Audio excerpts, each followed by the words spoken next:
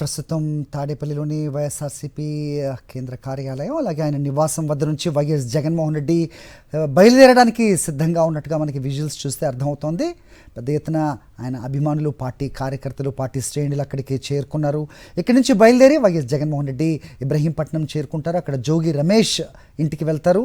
ఆయన కుటుంబ సభ్యులను పరామర్శించడానికి వైఎస్ జగన్మోహన్ రెడ్డి మరి కాసేపట్లోనే ఆయన నివాసం నుంచి బయలుదేరనున్నట్టుగా మనకి విజువల్స్ చూస్తే అర్థమవుతోంది.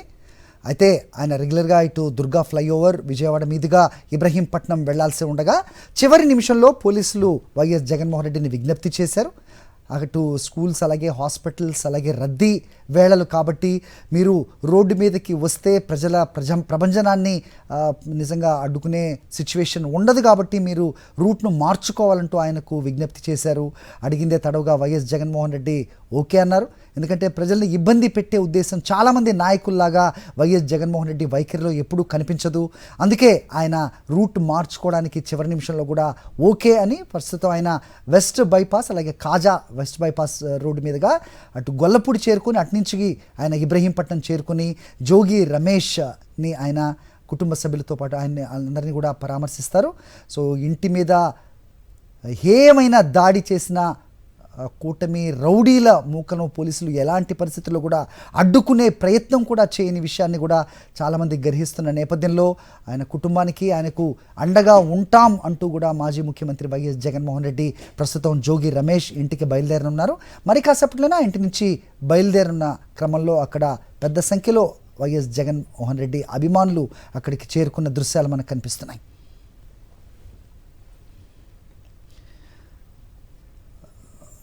రైట్, ఎన్ రూట్లో మనకి నల్లగుంట వెస్ట్ బైపాస్ వద్ద మా కరెస్పాండెంట్ పోతురాజు ఉన్నారు, మాట్లాడదాం. పోతురాజు, చెప్పండి, చివరి నిమిషంలో పోలీసులు రూటు మార్చుకోవాలంటూ వైఎస్ జగన్మోహన్ రెడ్డిని కోరటం, ఆయన దానికి ఓకే అన్న నేపథ్యంలో ఎలాంటి సిచ్యువేషన్ కనిపిస్తోంది అక్కడ? సో ఆయన వెళ్తున్న రూట్లో మార్గంలో ఎలాంటి పరిస్థితి ఉంది, అప్డేట్ చెప్పండి. ఎంతసేపట్లో వైఎస్ జగన్మోహన్ రెడ్డి అటువైపుగా వెళ్తారు, ఏంటి మీ దగ్గర ఇన్పుట్స్?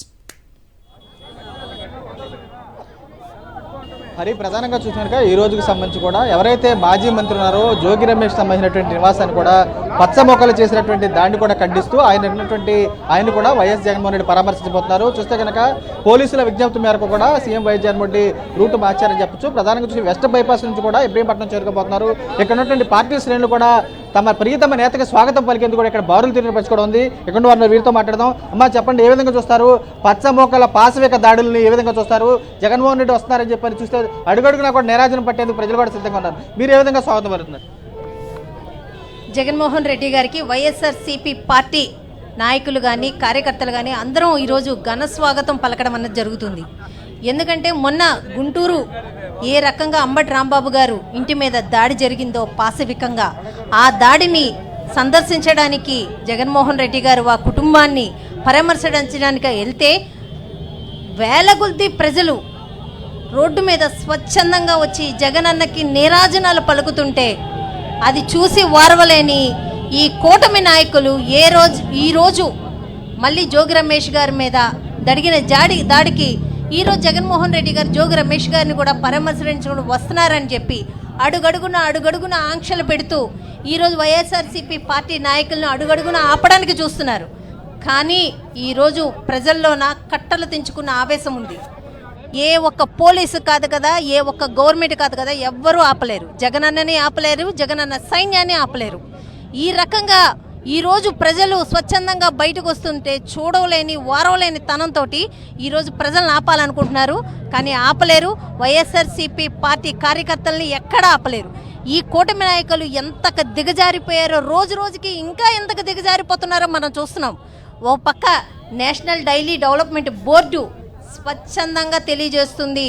హర్యానాలోన నేషనల్ డెవలప్మెంట్ బోర్డు ఏమని చెప్పింది, అలాగే గుజరాత్లో ఏమని చెప్పింది, ఎన్డీడీపీ అన్నది పూర్తి స్థాయిలో నివేదిక ఉన్నా కానీ వీళ్ళు దాన్ని మసిపూసి మారడకాయ చేసి ఏ రకంగా వీళ్ళు నిన్న సీఎం గారేంటి, డిప్యూటీ సీఎం గారేంటి, లేకపోతే బీజేపీ నాయకులేంటి, వీళ్ళందరూ కూర్చొని ఏ రకంగా ఇంకా ప్రజల్ని ఇంకా మభ్యపెట్టాలి, ఇంకా ప్రజలకి మసిపూసి మారడకాయ చేసి ఇంకా ఏదో చెప్పాలని చూస్తున్నారు.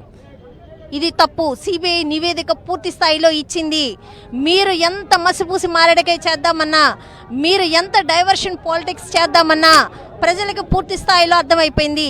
ఈరోజు ప్రజలు ఏ స్థాయిలోకి వెళ్ళిందేనంటే, గత సంవత్సరంన్నరగా వీళ్ళు చేస్తున్న లడ్డూ మీద, ఆ కలియుగ భగవంతుని ప్రసాదం లడ్డూ మీద వీళ్ళు చేస్తున్న అభియోగాలు ఏ రకంగా ఉన్నాయంటే, ప్రజలు వెంకటేశ్వర స్వామిని దర్శించుకోవాలి, కానీ వీళ్ళు చేస్తున్న అభియోగాల వల్ల ఆ ప్రసాదం తినడానికి ఒక క్షణం ఆలోచించే పరిస్థితిని ఈరోజు రాష్ట్రంలో నెలకొల్పారు, భారతదేశంలో నెలకొల్పారు అని అంటే, వీళ్ళు ఎంత దుర్మార్గమైన మాటలు వీళ్ళు బయటకు వదిలేరు. ఎంత ఆ భగవంతుని విషయంలో కూడా వీళ్ళు రాజకీయాలు చేస్తున్నారంటే, వీళ్ళు ఎంత పతనానికి వీళ్ళు రోజు రోజుకి దిగదాడుతున్నారు అన్నది ప్రజలకి పూర్తిగా అర్థమవుతుంది. చెప్పండి, ఏ విధంగా చూస్తారు? చూసి గతంలో ఎప్పుడైనా ఇలాంటి దాడులు చూసారా, ఇలాంటి హేయమైన చర్యలు చూసారా? ఏం చూస్తారు? కొత్త సాంప్రదాయాలకి తెరలేపుతున్నాడు చంద్రబాబు నాయుడు గారు. ఎందుకంటే ఆయన అనుభవానికి, ఎందుకంటే 40 years ఇండస్ట్రీ అని నిత్యం డప్పు కొట్టుకునేటటువంటి చంద్రబాబు నాయుడు గారు మరి ఈ రోజున కొత్త రకం పద్ధతులు ఏవైతే ఉన్నాయో అవన్నీ కూడా తీసుకొస్తా ఉన్నారు. మా జగన్మోహన్ రెడ్డి గారు చెప్పినట్టుగా విత్తనాలు విత్తుతా ఉన్నాడు. మరి 2029 తర్వాత ఆ విత్తనాలు మొలకెత్తి చెట్టయి ఫలాలు కోసే టైంకి ఫలాలు ఎంత గాఢంగా ఉంటాయో, ఎంత పవర్ఫుల్గా ఉంటాయో, మరి దాని ఎఫెక్ట్ కూడా ఖచ్చితంగా వీళ్ళు చూస్తారు. ఎందుకంటే రాజకీయాన్ని రాజకీయంలా చేయాలి. రాజకీయం అంటే ప్రజాసేవ.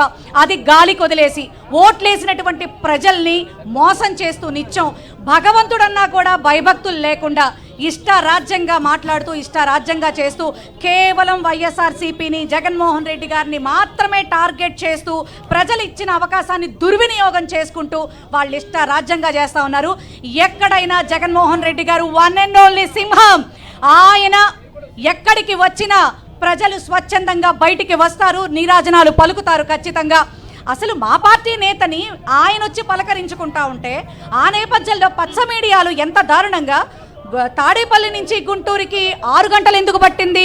అసలు పచ్చ మీడియాలో ఉన్నటువంటి కొంతమంది పచ్చ జర్నలిస్టులు మాత్రం నిజంగా జోకర్లులా తయారయ్యారు. ఈ రోజున రాష్ట్ర ప్రజలు నవ్వుకుంటున్నారన్న సిగ్గు కూడా లేకుండా ఉచ్చం నీచం అన్నీ వదిలేసేసి చాలా గొప్పగా మేమే అన్నట్టుగా ముందుకు పోతా ఉన్నారు. కానీ భగవంతుడు అనేవాడు అన్ని కౌంట్ చేస్తూ ఉన్నాడు.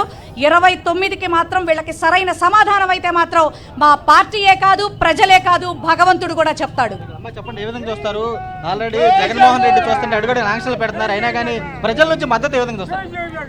అసలు చంద్రబాబు నాయుడు గారికి ఎంత భయం పట్టుకుందనంటే, నిన్న గుంటూరు చూసాం, ఈరోజు మా విజయవాడ చూస్తా ఉన్నాం.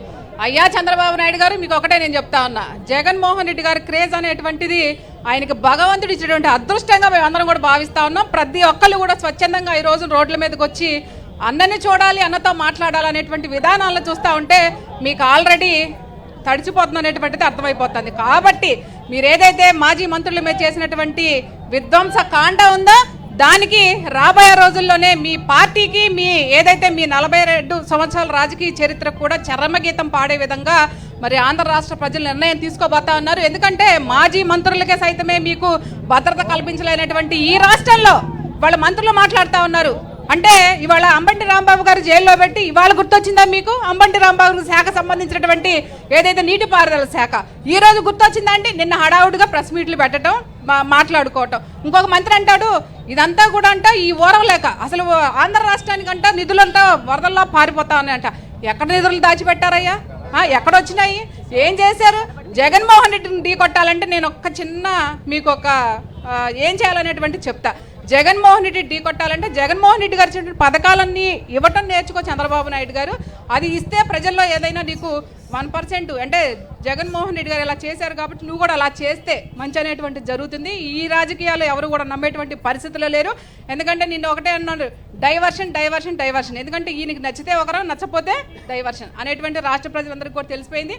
నిన్న ఎవరు కూడా నమ్మేటువంటి పరిస్థితి లేదు. ఎవరు పెద్ద ఎత్తున మా విజయవాడ నగరంలో ఇక్కడ జగన్మోహన్ రెడ్డి గారి కోసం మేమందరం కూడా వెయిట్ చేస్తా ఉన్నాం. అన్నకు సంఘీభావంగా రాష్ట్ర ప్రజలందరూ కూడా ఉన్నారని తెలియజేస్తా ఉన్నాం. చెప్పండి, పెట్రోల్ బాంబులు వేసిన సంఘటనలు చూసారు, ఏ విధంగా చూస్తారు? భయపెట్టాలని చూస్తారు వైసీపీ శ్రేణుల్ని. అంటే రాష్ట్రంలో వైసీపీ నాయకులు కానీ బయటికి వస్తే ఒక భయపెట్టించాలనే ఉద్దేశం మీద కేవలం గుండాలాగా వైసీపీకి సంబంధించి ఇళ్లపైకి వెళ్ళి, అదే మనం చూసుకున్న విజయవాడలో జోగి రమేష్ గారి ఇంటిపైకి వెళ్ళి పెట్రోల్ బాంబులు, టీడీపీ గూండాలు, వాళ్ళకి సపోర్ట్ పని పోలీసులు ఏంటని మనం వీడియోలో తోస్తున్నారు, వెళ్ళండి చేయండి అని. కానీ అందరికీ గుర్తుపెట్టుకోండి, ఏంటంటే 2029లో జగనన్న వస్తాడు, ఒక్కొక్కడికి వడ్డీతో సహా చెల్లిస్తాను మీకు చెప్తున్నాం. అదేనా ఈరోజు ఒక మినిమంగా 3 రోజుల నుంచి కేంద్ర పార్టీ ఆఫీస్ నుంచి, జగన్ గారి ఆఫీస్ నుంచి ఒక విడుదల రిలీజ్ అయింది. ఏమని, మన వార్ది కిష్లంగా కట్ట భవానీపురం పైగా జోగి రమేష్ గారి ఇంటికి వెళ్తాని. రాత్రి 11ంటికి సిటీ ప్లానర్ పోలీస్ గారు మార్చాల్సిన అవసరం ఏమిటి అంటే, అతను కొత్తగా వచ్చారండి? కాదండి, కొత్తగా వచ్చారండి, ఏమన్నా అతను రూట్ తెలియదు అని చెప్పడానికి. సిటీ ప్లానర్ అనేది మన పోలీస్ కమిషనర్ గారు ఉన్నారుగా, పోలీస్ కమిషనర్ గారికి తెలుసుగా ఏ రూట్ ఎటు వెళ్ళాల్సింది. అర్ధరాత్రి మార్చాల్సిన అవసరం ఏంటండి? కేవలం పోలీసులు కూడా ఈ ప్రభుత్వం సహకరించి ప్రభుత్వం చేస్తున్న పనిలో పోలీస్ ఇన్వాల్వ్మెంట్ ఉంది చూడండి. జోగి రమేష్ గారి మీద 100 మంది వెళ్ళి దాడి చేస్తే కేవలం 11 మందే ఉన్నారంట. ఏంటంటే అసలు ఆంధ్రాలో జనాలందరూ అర్థం చేసుకుంటున్నారు.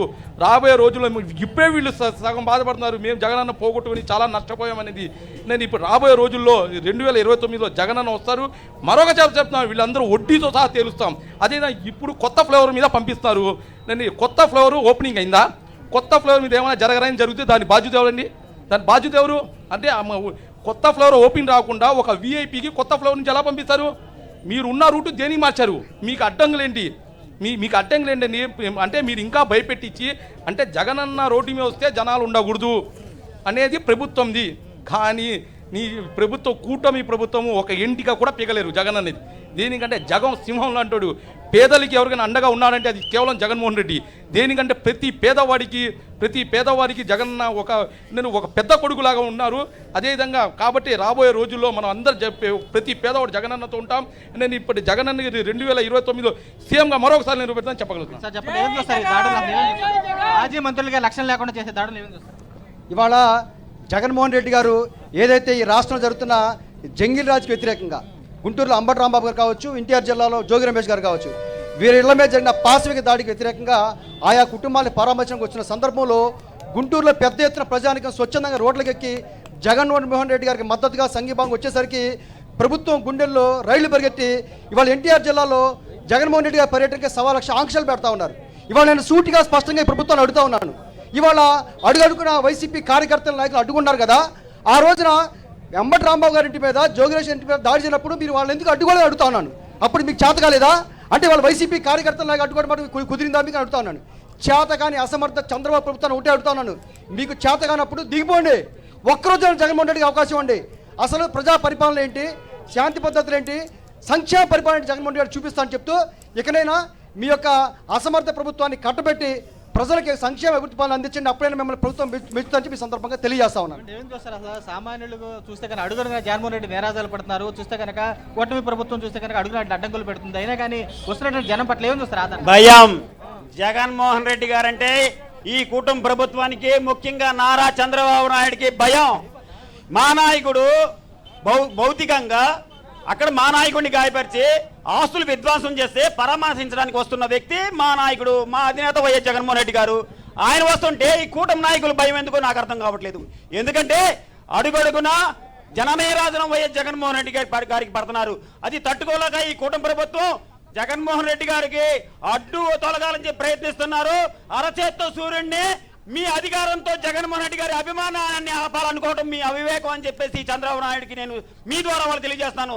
ఆత్మస్తుతి పరినింద చందంగా ఈ చంద్రబాబు నాయుడు ఎంత జుగుప్సకరంగా తిరుపతి దేవస్థానం ఈ లడ్డు విషయమై పంది కోవ కలిసిందని చెప్పేసి మాట్లాడిన ఈ హిందూ ద్రోహి చంద్రబాబు నాయుడు గారికి నేను ఎవరు చెబుతున్నాను, నీవు చేసిన తప్పుడు నువ్వు ఎంత కప్పిపుచ్చుకోవాలనుకున్నా సరే ఆల్మోస్ట్ నువ్వు హిందువుల దృష్టిలో నువ్వు ఒక హిందూ ద్రోహిగా మిగిలిపోయావు, నువ్వు చరిత్రహీనుడిగా మిగిలిపోయావు.